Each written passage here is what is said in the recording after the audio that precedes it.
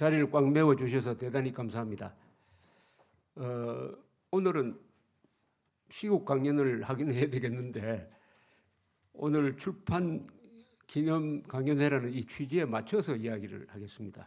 우선 오늘 이 자리가 이 폐쇄된 공간이지만은 여기 카메라로 이 동영상을 찍으면은 유튜브에 올라가서 세계가 다 보게 됩니다. 오늘 이 자리는 세계를 향한 모임입니다. 여기서 제가 강연하는 거 아마 북한에서도 노동당 간부들은 보게 될 것입니다. 그러니까 반디 선생도 보게 될 수도 있으니까 우리 반디 선생에게 박수를 한번 보내주시기 바랍니다.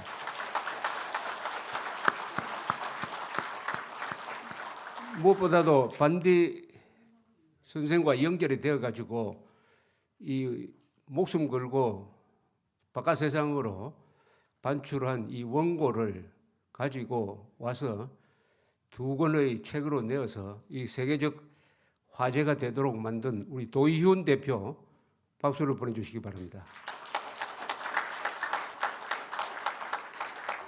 이 책을 내려면은 또 이름이 안 알려진 자리에서 이 수고를 하시는 분들이 있습니다. 이 우리 조갑제다금의 이지영 기자가 열심히 교정을 보고 또 각주를 달고 해서 아주 읽기 편하게 만들었습니다. 오늘 여기 오진 않았는데 그리고 이 아주 예쁜 책을 디자인해 주신 조이환 우리 조선일보 계시던 조이환 선생이 와 계시는데 박수를 보내주시기 바랍니다.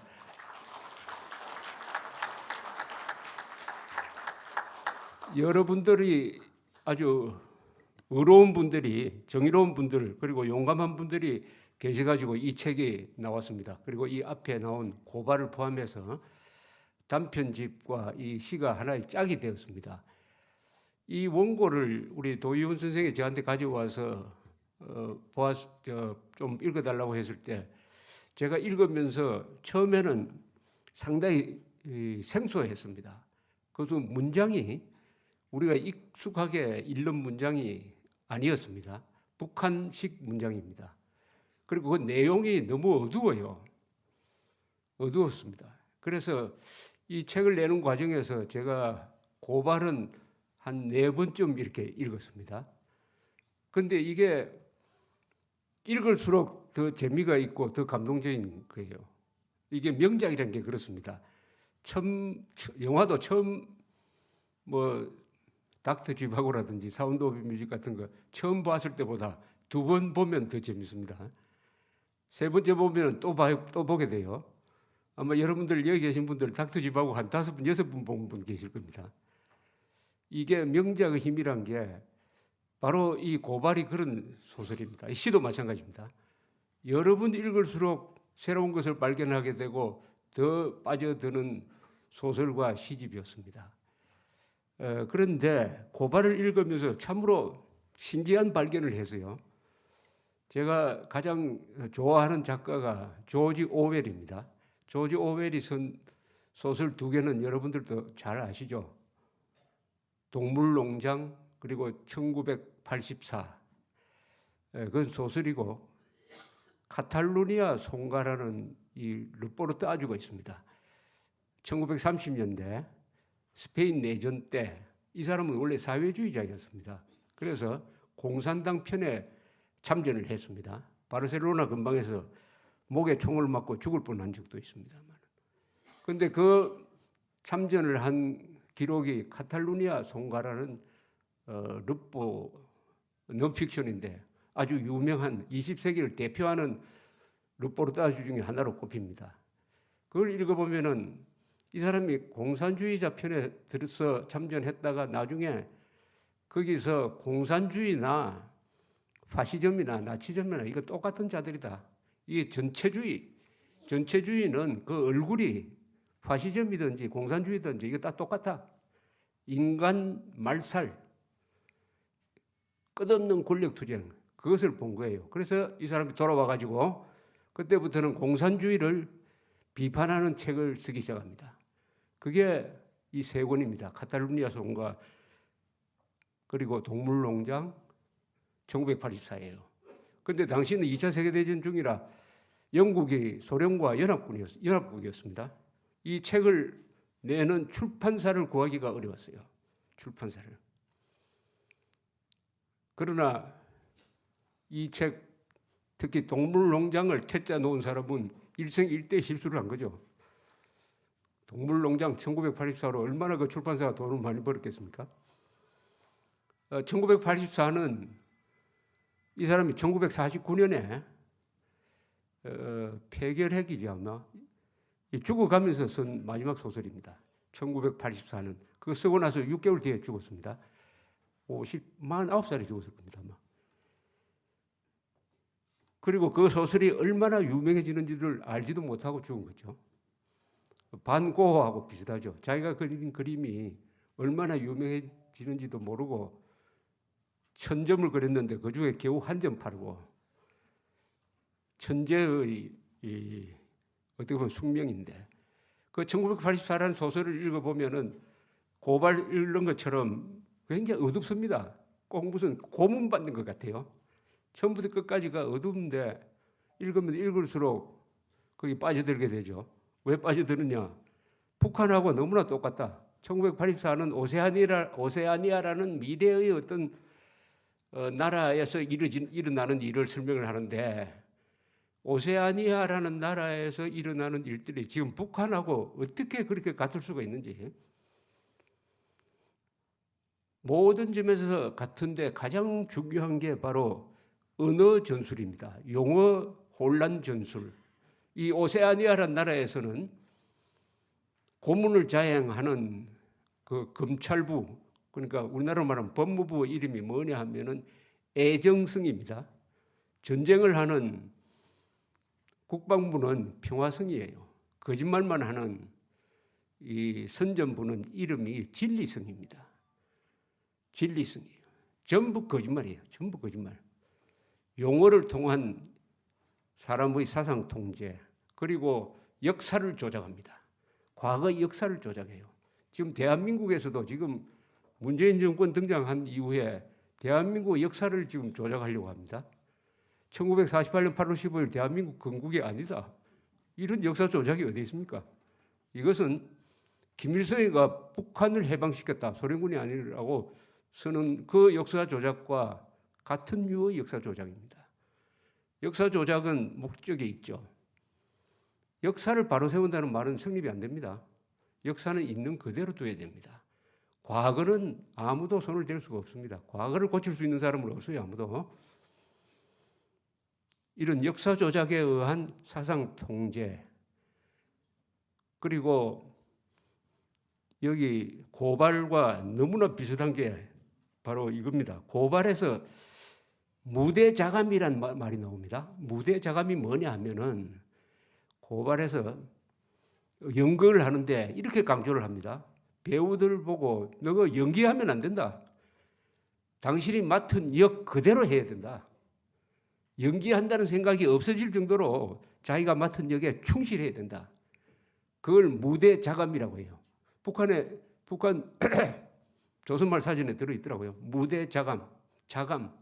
바로 그 혼연의 일체가 됩니다. 바로 북한 사람들이 지금 연극을 하고 있지 않습니까? 북한 사람들이 인생이 연극이죠. 그러나 연극한다고 하면 안 되지. 정말로 김일성을 존경해야죠. 그래서 고발이라는 책에 보면은 웃음꽃이 피는 지옥에 있습니다. 웃음꽃이 피는 지옥이라는 표현. 이게 이 고발이라는 소설의 아주 키워드입니다. 웃음꽃이 피는 지옥. 북한에서는 지옥이니까 배고프고 고통을 받아도 웃어야 된다. 웃어야 된다.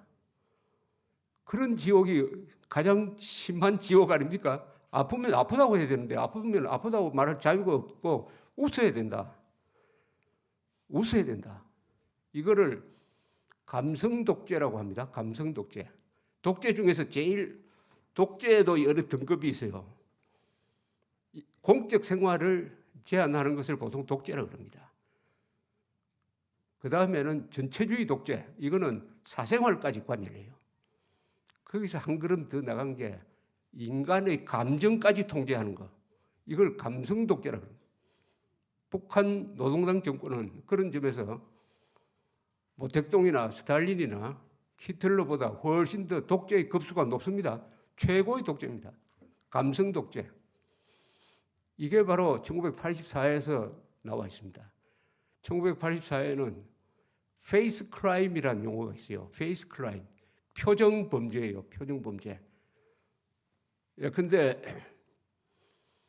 한참 굵기 대회를 하는데 얼굴을 찡그리고 있다든지 하면 그게 범죄다 이겁니다. 범죄.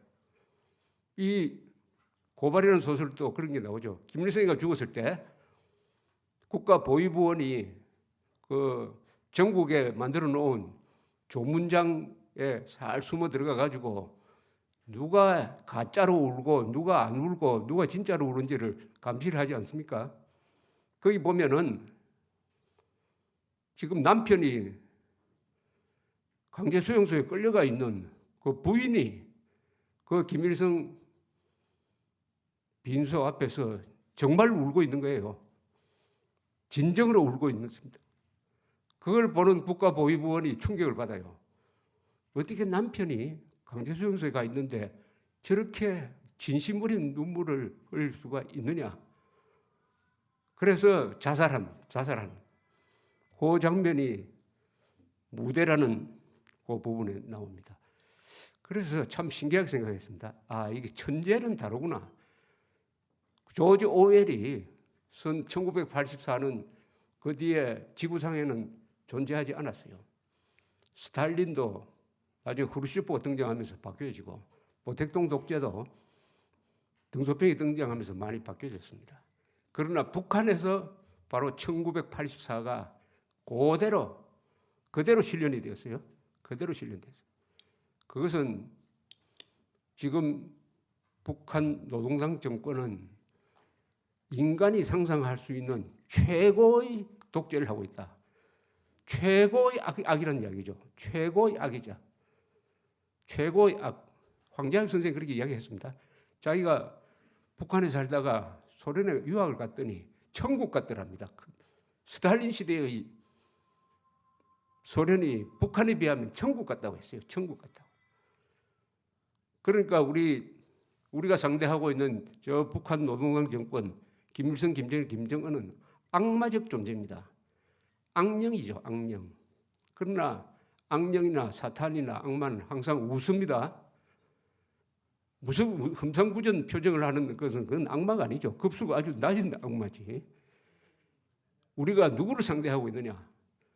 인류 역사상 최고의 악을 상대하고 있다는 것을 깨우쳐 주는 것이 이 고발이었습니다.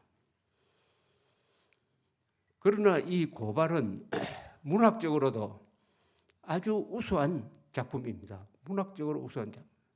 이 점에서는 제가 그걸 읽어본 한국의 몇 기자들이나 이 사람들이 별로 동의하지 않은 사람들도 있었어요. 왜 동의하지 않느냐 하면은 역시 그 언어의 차이입니다. 한국에서 읽는 문장과 북한에서 남아있는 아주 오래된 한국 고투의 문장의 차이죠. 그러니까 매끄럽지 않다고 생각을 하는데 저는 오히려 그게 더 좋았어요. 한국어의 표현 중에서 아주 생동하는 좋은 표현이 북한에는 살아 있습니다. 아직. 그런 점에서 통일되면은 그 아직 남아있는 북한에 있는 우리 한국어의 그 좋은 표현력이 아주 그대로 넘어오면 좋겠다는 생각도 한번 해봤습니다. 특히 이 어떤 상황을 표현하는 그런 형용사가 아주 실감 있게 다가오는 것을 느꼈습니다. 그런데 이 시집이 또 출판되게 되었습니다. 이 시도 딱 소설과 같았어요. 처음 읽었을 때는 이게 딱 붙지를 안 했습니다. 그러니까 교정을 보기 위해서 몇 번 읽으면서 한 3번쯤 읽었습니다만은 읽을수록 어제도 여기 오늘 강연 준비를 위해서 다시 한번 읽었습니다. 읽을수록 이게 완벽한 글이구나 하는 그런 걸 느꼈습니다. 완벽한 글이죠. 완벽한 글은 어떤 글이냐 하면은 중복이 없는 글입니다.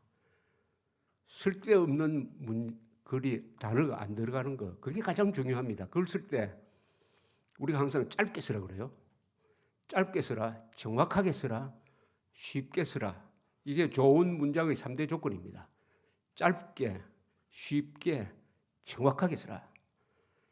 그리고 명문을 쓴다는 생각하면 안 된다. 그런 허영심 버리고 맑은 마음으로 한번 써라. 이거죠. 바로 그렇게 쓰여진 이 글입니다. 그러니까 굉장히 다듬은 글이에요. 이것을. 아까 우리 김수진 여사가 좋은 표현을 했습니다. 이 글을 쓰면서 반디 선생은 용기를 가졌을 것이라는 표현을 했어요. 맞습니다. 사람이 글을 쓰면 용감해집니다. 글을 쓰면서 용감해지는 거죠. 사람이 자기 일에 열중하면 용감해집니다. 이 전쟁이 났을 때 사진 찍는 사진 기자들이 왜 그렇게 용감하냐? 아무 총도 없으면서 군인들보다 더 앞장서 가지고 막 사진 찍습니다. 노르만디 상륙작전 때 그렇게 유명한 사진을 찍은 사람이 로버트 카파라는 사진작가가 있는데 이 사람이 사진 한참 찍다가 보니까 필름이 떨어졌대요. 그때부터 겁이 나더랍니다. 사진 찍을 때는 겁이 안 나요. 자기 직무에 충실하는데 필름이 없어지니까 그때부터 겁이 나더라고 했습니다. 반디의 이 초인적인 용기는 바로 이 글에서 나왔다고 생각합니다. 글을 쓰면서 다짐도 하고 글을 쓰면서 이것은 그런 점에서 이게 목숨을 걸고 쓴 글이고 이걸 발각됐으면 어떻게 됐겠습니까? 북한에. 목숨을 걸고 쓴 글이고 목숨을 걸고 내보낸 글입니다. 목숨을 걸고 내보낸 글입니다. 그런 점에서 저 재미동포들이 2년 전부터 반디 선생을 노벨 문학상 후보로 추천해야 된다는데 저는 전적으로 동의합니다. 노벨 문학상 받아야 되겠습니다. 노벨 문학상 받은 이와 비슷한 소설이 있습니다. 닥터 지바고죠. 닥터 지바고. 파스테르나크라는 사람이 받았는데 그때 후르쇼프 시절인데 상을 못 받게 했습니다. 그래서 출국하지는 못했고 그게 이탈리아에서 번역이 돼서 출판되고 1967년 무렵에 불후의 명작으로 만들어졌습니다. 붉은 세월과 이 고발을 읽어보면은 우리가 말하는 자유가 북한 사람이 훨씬 더 자유를 정확하게 알고 있다는 생각이 듭니다. 우리는 자유를 잃어버린 적이 없잖아요. 그러니까 말로는 자유를 이야기를 하지만은 항상 목 부분에서 이야기해요. 목 밑으로 안 내려갑니다. 구호로서의 자유.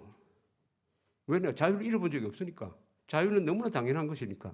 물과 공기처럼.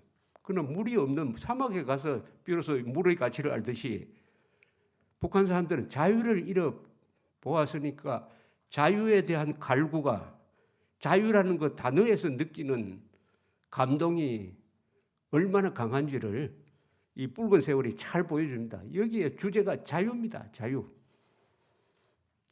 여기서 쓰는 자유는 다릅니다. 자유에 대한 갈망. 자연히 자유를 누리는 대한민국에 대한 사모하는 마음이죠. 이 시에는 님이란 표현이 많이 나오는데 그 님이 다 대한민국입니다. 한국입니다. 님. 그건 민족도 아니고 대한민국을 님이라고 합니다. 그 님이라고 붙인 시를 읽어보면 꼭 연애하는 연애시 같아요. 연애. 대한민국과 이분은 연애하고 있습니다. 짝사랑이죠. 대한민국을 이렇게 사모하는 사람이 있구나. 그런데 그 대한민국에 만드는 것이 자유인데 지금 대한민국의 집권 세력이 대한민국의 국가 정체성에서 자유를 빼버리겠다고 요모저모로 머리를 굴리고 있습니다. 그것을 그런 시도가 성공할 리는 만무하지만은 그러나 막으려는 사람이 없으면은 자유도 소매치기 당하는 수가 있습니다. 그래서 이 시를 읽을 때 좀 미안한 생각이 들었습니다. 이 반디는 대한민국을 향해서, 자유를 향해서 이렇게 연모의 정을 품고 살아가고 있는데, 대한민국에서 배부르게 사는 사람들이 과연 그 자유를 지키기 위해서 목숨을 걸고 있느냐? 목숨을 걸고 있느냐? 이 부분에 대해서 좀 미안한 생각이 들었습니다. 이 반디라는 사람은 그럼 도대체 어떤 사람이냐 하는 것을 저는 이 시를 보면은 거기에 자기 고백이 있습니다. 모든 글은 자기를 드러냅니다. 그 쓰는 사람을 드러내요. 첫째, 반디란 제목의 이 시가 있습니다. 이거 읽어보면 어떤 사람인지 알 수가 있어요.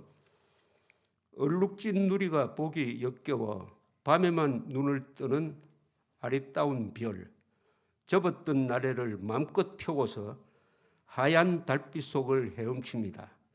밝은 달, 흰 안개, 죄 없는 세계, 온갖 잡색 사라진 이런 밤이면 내 심장의 반디도 불을 켜고서 하얀 세상 속을 날아봅니다. 얼마나 이게 말습니까? 이런 장면 여러분들 옛날에 여름에 반딧불 구경할 때 기억 안 나십니까? 밝은 달, 흰 안개, 죄 없는 세계. 반디. 북한 사람들한테 여기 탈북자들 계시지만은 반디는 남한에서 느끼는 반디하고 또 다르답니다. 실제로 북한에서는 반딧불을 켜고 밤이 되면 전기가 들어오지 않으니까 어두우니까 이 반딧불이 밝혀주는 반디, 북한을 밝혀주는 반디 선생 아니겠습니까? 이분의 인생관은 어떠냐? 여기 보니까 인생의 노래라는 제목의 시가 있습니다. 여기에 자기 인생관이 나옵니다. 고운 것, 착한 것 곁에 두고도 무엇이 두려워 망설이느냐? 사랑하라, 불타라, 죄가 되도록. 인생은 길지 않거니 저 하늘 해와 달은 다시 뜨지만 한 번 지면 그만인 것 무엇이더냐. 달리어라, 성취하라, 생을 빛내라. 인생은 한 생이거니. 인생은 한 번밖에 없으니까 용감하게 살아라, 위험하게 살아라, 이런 뜻이죠. 괴테가 이야기했습니다. 위험하게 사는 것이 잘 사는 것이다. 바로 반디는 그런 인생관을 갖고 있는 것 같습니다. 일기일회라는 한자 말이 있죠. 인생은 한 번 사는 것이다. 그러니까 용감하게 사랑하라, 불타라, 죄가 되도록. 그런 식으로 지금 살고 있는 분입니다. 아까 김수진 여사가 이분이 영웅호걸이라는 표현을 썼습니다. 문학가한테 영웅호걸이라는 표현이 적당하지 않을지 모르지만 그게 아주 정확한 표현입니다. 대장부입니다. 이 사람은. 이런 사람이 용감한 사람이죠. 김정은처럼 저렇게 약한 사람은 잡아 죽이는, 그게 용감한 게 아니고 가장 약한 위치에 있으면서 가장 강한 자와 대결하는 사람이 진정한 영웅이죠. 영웅입니다. 호걸입니다. 대장부죠. 여기서 사나이라는 제목에 바로 이렇게 썼습니다. 부닥칠 때 깨지라지 앞질러 울기는 왜 깨어지기 직전까지 웃으며 나는 산다. 뼈다귀를 아낀다고 천년을 산다더냐. 이 몸이 녹는데도 내 우물 나는 판다. 가고 가다 흙간데도 그것은 내 팔자야. 칼바람 막아서도 머리 들고 나는 간다. 이건 멋지지 않습니까? 칼바람 막아서, 칼벼랑입니다. 칼벼랑. 칼처럼 생긴 벼랑. 칼벼랑 막아서도 머리 들고 나는 간다. 는 소신으로 이 고발과 붉은 세월을 썼습니다. 문학이 위대한 것은 직설적으로 표현 안 해도 읽는 사람이 알아서 이해를 합니다.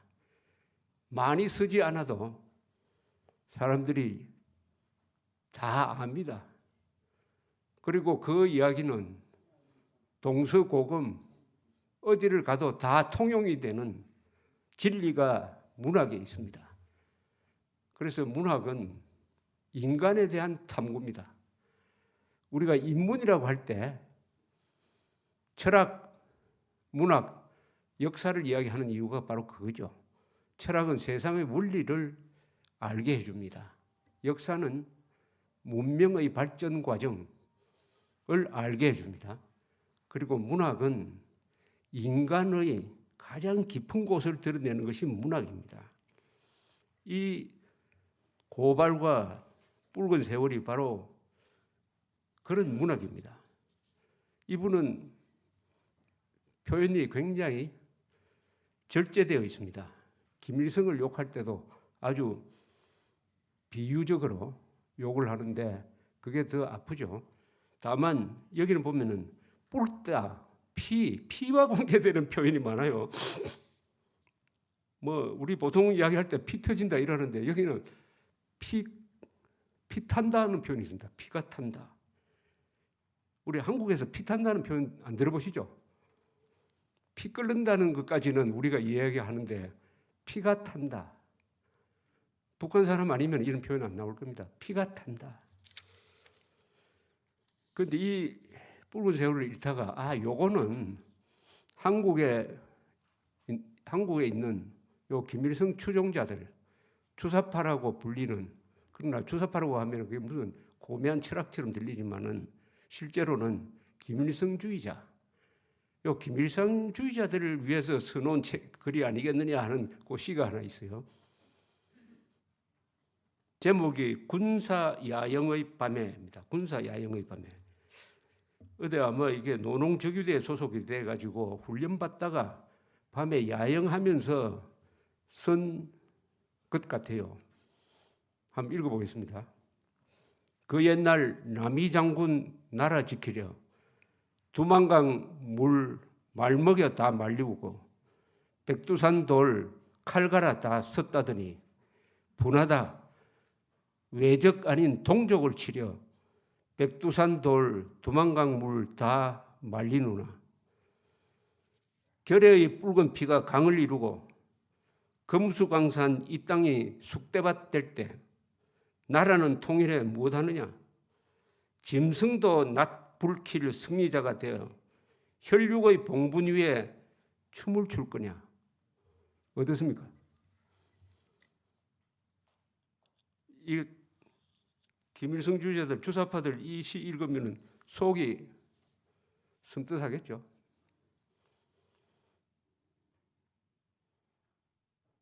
분하다 외적 아닌 동족을 치려 백두산 돌 두만강 물 다 말리느냐.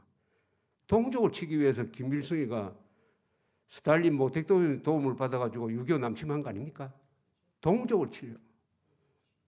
그래 놓고 민족주의자를 자처하고 대한민국에 살고 있는 이 주사파들은 이승만을 민족 반역자로 몰고 김일성을 민족의 영웅으로 지금 섬기는 거 아닙니까? 이런 도착적인 자들에게 김일성이가 어떤 존재라는 걸 이렇게 간단 명료하게 표현합니다. 결의의 붉은 피가 강을 이루고 6.25 때 그렇게 했지 않습니까? 금수강산 이 땅이 쑥대밭 될 때 나라는 통일해 못하느냐? 동족 다 죽이고 핵무기 써가지고 민족 공멸 만들어 놓고 통일하면 못하느냐? 짐승도 낮 불킬 승리자 되어. 이 표현이 이 문학의 승리 아닙니까? 이런 표현 아무나 할 수 없죠. 짐승도 낯을 불킬 정도로 그런 악질 같은 짓을 해가지고 승리자가 되어가지고 혈육이 죽은 무덤 위에서 춤을 출 거냐? 짐승도 낯불킬 승리자 되어 혈육의 봉분 위에 춤을 출 거냐? 신성천역에서 콘크리트 바닥조차 원한을 뿜는 신성천역 공산주의 종착역. 사실 1990년대에 신성천역이 어디 있는 모양입니다만은 역마다 굶어 죽은 시신으로 넘쳐났다고 합니다. 그러니까 콘크리트가 원한을 품은 거죠. 콘크리트가 원한을 품은. 여기에 보면은 북한 사람들이 겪었던 현대사가 여기 압축되어 있습니다. 아까 붉은 세월, 제가 그래서 이 책 제목을 붉은 세월로 정했는데, 붉은 세월, 아까 저 낭독을 했습니다만은 50년대 동족 상쟁 칼부림에 피 젖은 50년대, 고역의 멍예 아래 땀 젖은 60년대, 폭압의 쇠사슬에 눈물 젖은 70년대, 갈수록 심산이라 한숨 젖은 80년대, 마지막 몸부림에 숨막히던 90년대. 아, 그 언제 하루인들 주었더냐? 즐거운 인생을 순간인들 주었더냐? 북한 사람들이 절규하는 겁니다. 하루라도 행복하게 산 적이 있느냐? 한순간이라도 행복을 준 적이 있느냐? 그런데도 북한 사람들 외신 기자하고 인터뷰하면 항상 하는 이야기가 부러울 것 없어요 합니다. 부러울 것 없어요. 부러울 것 없어요. 그렇게 하는 게 바로 웃음꽃이 피는 지옥이죠. 웃음꽃이 피는 지옥입니다. 여기서 아까 우리 종교활동 하신다는 그분이 마지막에 읽은 꿈이라는 이 글은 자유통일 될 때 우리 반디 선생이 미리 써놓은 거예요. 자유통일 될 때 남북한 민족이 이 꿈이라는 걸 가지고 시도 읊고 노래도 불러라고 미리 써놓은 겁니다. 여기 미리 써놓은. 여기 보면은 KBS 사회교육방송이라는 것도 있습니다. KBS 사회교육. KBS의 북한 방송을 듣고 얼마나 희망을 가지고 버티고 있느냐. 그런데 KBS 요새 잘 모르겠네요. 요새 KBS 사회교육방송이 제대로 하고 있는지 모르겠습니다. 이걸 읽어보면은 우리한테 의무감을 심어줍니다. 반디 선생이 희망을 잃지 않도록 대한민국이 자유를 지켜내고 북한 편에 선 자들을 제압을 하고 KBS도 제대로 된 방송이 돼가지고 북한에 진실을 전하는 그런 방송을 하지 않으면 우리가 이 반디 선생을 실망시킬 것이다 하는 죄책감이 좀 듭니다. 죄책감이.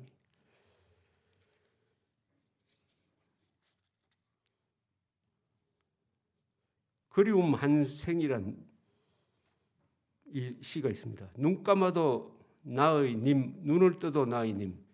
그리움에 이 가슴 다 썩었어도 그리움 그마저 못 가졌다면 나는 벌써 숨졌으리 고달픈 이 땅에서 나는 벌써 숨졌으리 생지옥 이 땅에서. 저는 이 고발과 붉은 세월을 읽으면서 이건 반드시 책을 내가지고 많이 알려야 되겠다 하는 의무감을 갖게 한 글이 하나 있었어요. 맨 앞에 나오는 시입니다. 맨 앞에 서시라고 되어 있습니다. 서시. 이게 부탁하는 글이에요. 이렇게 되어 있습니다. 북녘 땅 50년을 말하는 기계로 멍에 쓴 인간으로 살며 재능이 아니라 의분으로 잉크에 펜으로가 아니라 피눈물에 뼈로 적은 나의 이글 사막처럼 메마르고 초원처럼 거칠어도 병인처럼 초라하고 석기처럼 미숙해도 독자여 삼가 읽으다오. 이 책을 프랑스에서 제일 먼저 번역을 했는데 그때 번역을 도와준 분 중에 한 분이 리굴로란 분인데 이분은 아주 프랑스에 있는 유명한 북한 인권 전문가입니다. 그리고 공산주의 흑설한 책을 내는데도 참여한 프랑스의 아주 지식인이에요. 이분이 2년 전에 책을 내고 나서 저를 찾아와서 첫 질문이 뭐냐? 너무나 감동을 했는데 왜 한국에서는 이 책이 화제가 되지 않느냐? 그게 궁금하다는 겁니다. 한국에서는 왜 이 책? 저는 또 미안하기도 했죠. 화제가 되도록 내가 세일즈를 잘 해야 되는데 화제가 안 된 건 아니에요. 우리 도희훈 대표가 열심히 노력해가지고 수십 개 나라에 보내게 됐는데 우리나라에서, 한국에서는 정호성 씨라든지 몇 분 고마운 분 빼고는 붉은 세월과 고발을 의도적으로 무시하고 있습니다. 의도적으로. 왜냐? 저는 이걸 읽으면 한국에 시 쓰고 소설을 쓰는 사람이 양심의 가책은 받을 것이라고 생각을 합니다. 민주화운동 시기에는 문학과 예술을 통해서 열심히 독재 비판을 하더니 민주화가 딱 이루어지니까 거기에 대해서는 관심 끊고 난데없이 6.25 이쪽으로 올라가 가지고 공산주의자들을 영웅으로 만드는 그런 시 쓰고 그런 소설 쓰면서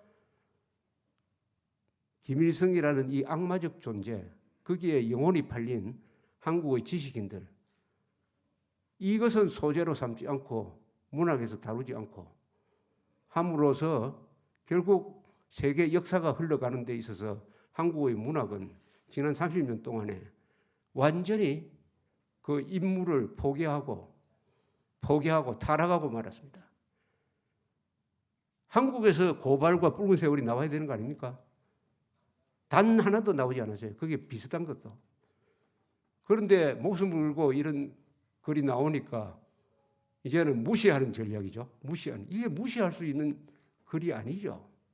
무시하는, 문학적으로도 그렇고 역사적으로도 그렇고. 그래서 이 고발은 북한 노동당 정권 김일성을 고발할 뿐만 아니라 한국의 이 위선적 지식인들,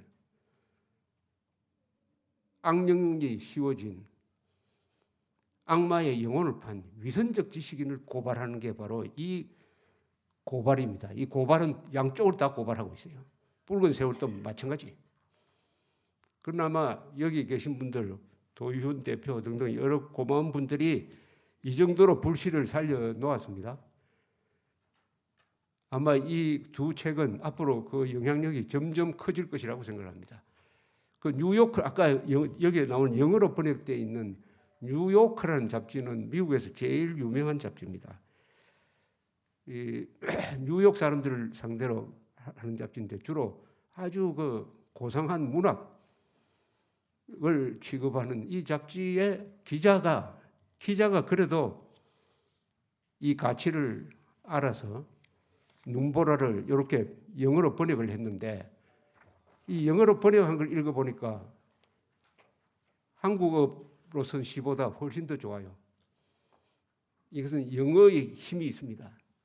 영어의 표현력입니다. 고발도 읽어보고 그런 걸 느꼈습니다. 이 영어의 도움을 받아가지고 한국어로 쓰여진 두 권의 책이 영어의 도움을 받아가지고 세계 사람들의 양심을 흔들고 그게 한 줄기의 색강을 이루어가지고 나중에 북한 노동당 정권을 제거하고 이 살아있는 반디 선생을 여러분들이 다시 만나는 그날이 오기를 기다리면서 저의 이야기를 끝내겠습니다. 경청해 주셔서 대단히 감사합니다.